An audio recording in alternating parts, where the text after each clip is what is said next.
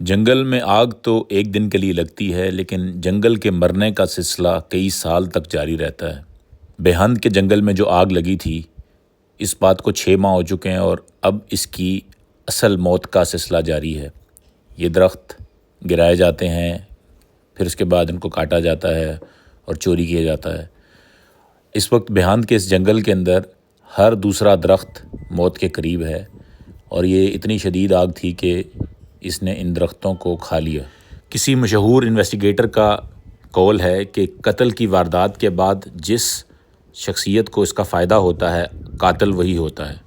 اگر آپ نے بیہند کے اس جنگل کا جائزہ لینا ہے کہ اس کا قاتل کون ہے، تو پتہ صرف یہ کر لیں کہ اس کا فائدہ کون اٹھا رہا ہے، آپ قاتل تک پہنچ جائیں گے۔ جب تک ان جنگلوں کے قاتلوں کو سزا نہیں ملتی، جنگل کو آگ ایسی لگتی رہے گی اور ہم تماشا دیکھتے رہیں گے۔